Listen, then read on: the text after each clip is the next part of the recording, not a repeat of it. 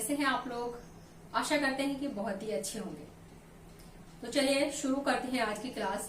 और उससे पहले देखते हैं मोटिवेशनल कोट। कश्ती डूबकर भी निकल सकती है, शमा बुझकर भी जल सकती है, ना हो मायूस ना बदल इरादे, क्योंकि किस्मत किसी भी वक्त बदल सकती है। जी हाँ, हमें अपने इरादे एकदम से मजबूत रखने चाहिए। एक बार जो ठान लिया वो ठान लिया। तो चलिए शुरू करते हैं आज की क्लास। और आज की क्लास में हम देखने वाले हैं अमेरिकन ज्योग्राफर्स। और अमेरिकन ज्योग्राफर्स में देखने वाले हैं एल्सवर्थ हंटिंगटन को। इससे पहले अमेरिकन ज्योग्राफर्स की 2 वीडियो अपलोड हो चुकी हैं। और उसके अलावा ज्योग्राफिकल थॉट में आप प्लेलिस्ट में जाकर देख सकते हैं, आपको कंप्लीट वीडियो मिलेंगे। यदि आप फर्स्ट टाइम हमारे चैनल पर विजिट कर रहे हैं तो आप हमारे चैनल को सब्सक्राइब करना ना भूलें। तो चलिए शुरू करते हैं।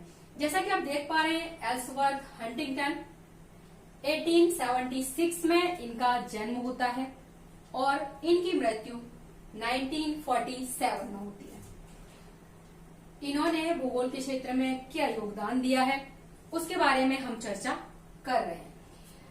सबसे पहले मानव भूगोल के तथ्यों के बारे में या मानव भूगोल के तत्वों के बारे में इन्होंने जो जानकारी दी उसको इन्होंने 3 भागों में डिवाइड किया। और यहां से भी क्वेश्चन बन सकता है। जैसा कि आप देख पा रहे हैं, भौतिक दशाएं, जीवन के प्रकार और मानव प्रतिक्रियाएं। तो जो मानव प्रतिक्रियाएं दी इन्होंने, उसमें भी इन्होंने 4 भागों में विभक्त किया है। भौतिक आवश्यकताएं, मौलिक आवश्यकताएं, कार्यकुशलता और उच्चतर आवश्यकताएं। जैसा कि आप देख पा रहे होंगे, भौतिक आवश्यकताएं जैसे कि भोजन, वस्त्र, आवास इत्यादि। उसके अलावा मौलिक आवश्यकताएं हैं आखेट, मत्स्याखेट, पशुचारण, कृषि, वनोद्योग, खनन, विनिर्माण आदि की बात की गई है। कार्यकुशलता में देखें तो स्वास्थ्य है, सांस्कृतिक प्रेरणा है और मनोरंजन को रखा गया है।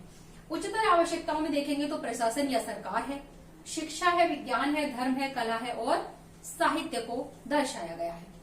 तो यहाँ से क्वेश्चन सीधा सीधा पूछा जाता है कि उच्चतर आवश्यकताएं हैं कौन सी हैं।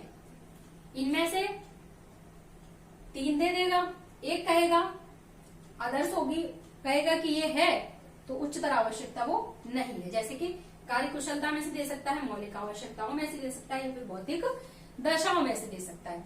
तो ये तो रही बात मानव प्रतिक्रियाओं की। इसके अलावा हम देखते हैं भौतिक दशाएं हैं। तो भौतिक दशाओं में इन्होंने किसे रखा है? तो भौतिक दशाओं में जैसा कि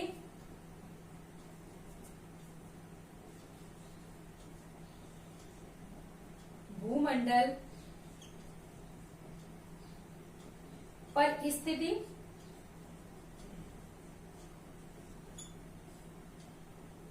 उसके अलावा स्थल रूप, नेक्स्ट है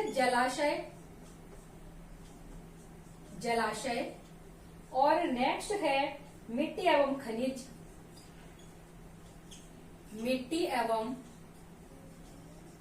खनिज और नेक्स्ट जलवायु। सीधा पूछेगा भौतिक दशाएं हैं या नहीं। 3 आपको इसमें से दे देगा, एक अदर्स दे देगा। तो भौतिक दशाएं हैं या नहीं, इस प्रकार से भी क्वेश्चन बन सकता है। नेक्स्ट हम जीवन के प्रकार में देखें तो आप देख रहे हैं जीवन के प्रकार के अंतर्गत तो जैसे पौधे हुए, हमारे पौधे हैं, पशु हैं और मनुष्य यानी कि मानव, ये इसके अंतर्गत आते हैं। इसके बाद हम बात करते हैं इनकी रचनाओं की। और रचनाओं के अलावा भी अनेक तथ्य हैं इनके बारे में जो कि एग्जाम में पूछे जा सकते हैं।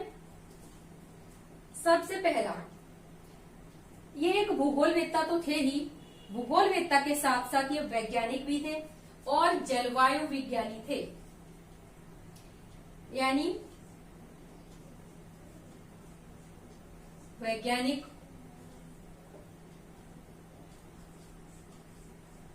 जलवायु विज्ञानी, ठीक है, और भूगोलवेत्ता तो थे ही।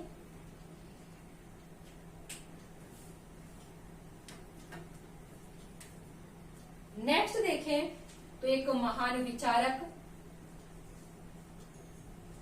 एक महान विचारक, लेखक और खोज यात्री, और खोज यात्री भी थे, ठीक है। नेक्स्ट रचनाओं की बात करें, रचनाएं,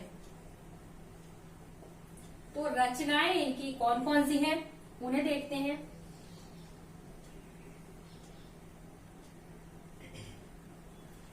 अट्ठाईस पुस्तकें ऐसी हैं जो कि इन्होंने अकेले ही लिखी हैं। 30 पुस्तकें ऐसी हैं जो कि सह लेखक रहे हैं, यानी कि दूसरे भूगोलवेत्ताओं के साथ इन्होंने लिखी हैं। नेक्स्ट अगर बात करें तो इन्होंने 175 से अधिक शोध लेख भी प्रकाशित किए हैं।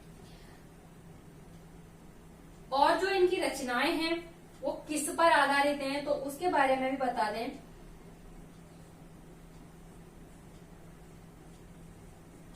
इनकी रचनाएं जलवायु और उसका प्रभाव,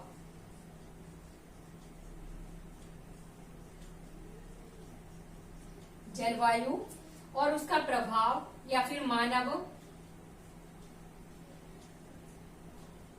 सभ्यता का विकास,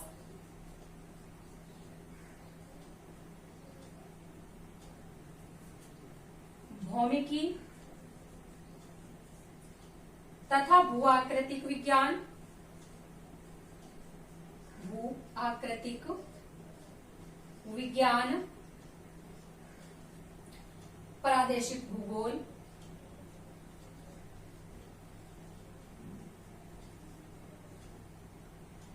मानव जाति,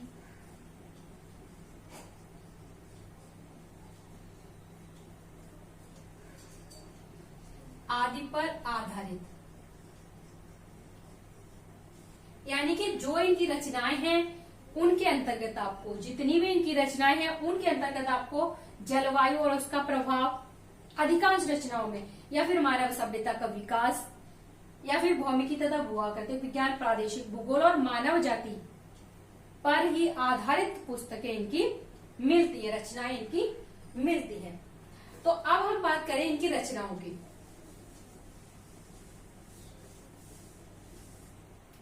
कभी कभी क्वेश्चन पूछा भी जा सकता है कि इनकी जो रचनाएं हैं वो किस पर आधारित है, तो हम बता सकते हैं।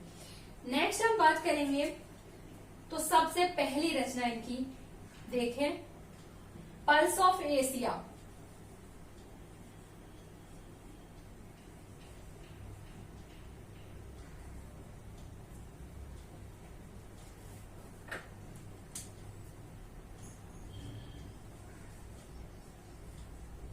पल्स ऑफ एशिया, और ये है 1907 में, या फिर आप हिंदी में नोट करना चाहें तो लिख सकते हैं आप लोग, एशिया की नाड़ी। नेक्स्ट सेकंड है सिविलाइजेशन, सिविलाइजेशन एंड क्लाइमेट, और ये इन्होंने दी है 1915 में, यानी कि सभ्यता और जलवायु। नेक्स्ट आप बात करें तो थर्ड है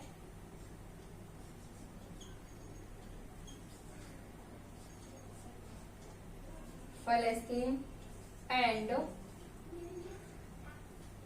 इट्स ट्रांसफॉर्मेशन,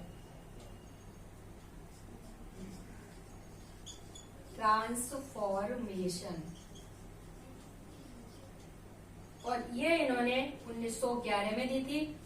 और इसको फिलिस्तीन और उसका रूपांतरण, फिलिस्तीन और इसका रूपांतरण हिंदी में नोट कर सकते हैं। नेक्स्ट है fourth, principle of human geography. Principle of human geography, और ये जो इनकी पुस्तक है ये 1920 में आई थी, और मानव भूगोल के सिद्धांत, कहना चाहिए मोस्ट इंपोर्टेंट पुस्तक है। मानव भूगोल के सिद्धांत अक्सर पूछी जाने वाली पुस्तक है। नेक्स्ट हम बात करें तो इनकी जो पुस्तक है वो है climate change, climate change,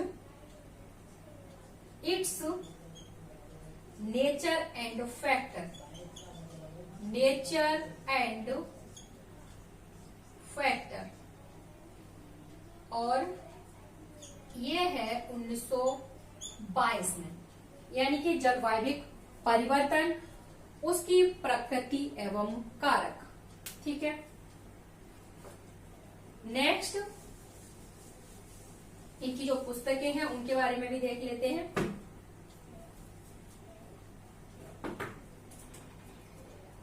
earth and सन,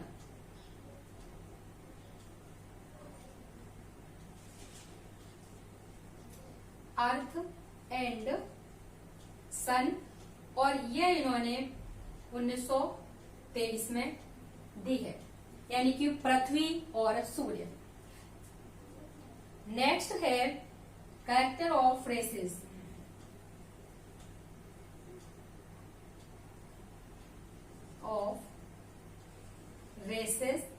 और ये है 1924 में दी इन्होंने, प्रजातियों के लक्षण। Next human habitat, human habitat, human habitat की बात करें तो ये 1927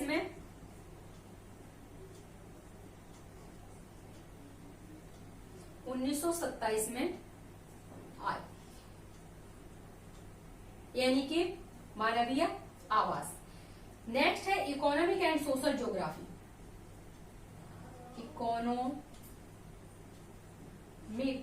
एंड सोशल ज्योग्राफी,